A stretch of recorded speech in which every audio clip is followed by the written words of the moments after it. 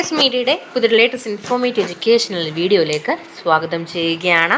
കേരള സർവകലാശാലയിലെ അപ്ഡേറ്റുകൾ നോക്കാം. ഇന്ന് തീയതി 26/12/2024. ആദ്യം തന്നെ പരീക്ഷാ ഫലമാണ്. 2024 ജൂലൈ മാസം നടന്ന 8ാം സെമസ്റ്റർ പഞ്ചവത്സര integrated BA BCom BBA LLB ബിരുദ പരീക്ഷകളുടെ ഫലം പ്രസിദ്ധീകരിച്ചു. സ്ക്രൂട്ടനിക്കും റീവാലുവേഷൻ അതായത് സൂക്ഷ്മപരിശോധനയ്ക്കും പുനർമൂല്യനിർണ്ണയത്തിനും 2025 ജനുവരി 3 വരെ അപേക്ഷിക്കാവുന്നതാണ്. 2025 ഫെബ്രുവരി 3 ആരംഭിക്കുന്ന 4ാം സെമസ്റ്റർ LLM ഡിഗ്രി പരീക്ഷയുടെ വിശദമായ ടൈം ടേബിൾ സർവകലാശാല വെബ്സൈറ്റിൽ ലഭ്യമാണ്.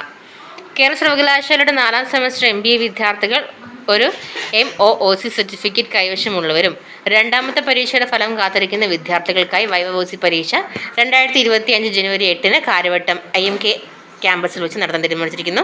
2024 ഡിസംബർ 4 മുതൽ ഡിസംബർ 13 വരെ വിവിധ കോളേജുകളിൽ നടത്തിയ വൈവ പരീക്ഷയിൽ മേൽ പറഞ്ഞ കാരണത്താൽ പങ്കെടുക്കാൻ സാധിക്കാത്ത വിദ്യാർത്ഥികൾക്ക് മാത്രം ബാധകമാണ്. ഡീറ്റെയിൽസ് കേരള യൂണിവേഴ്സിറ്റി സൈറ്റിൽ അവൈലബിൾ ആണ്. ഇനി സൂക്ഷ്മ പരിശോധന സ്ക്രൂട്ടിനി ഡീറ്റെയിൽ ആണ്.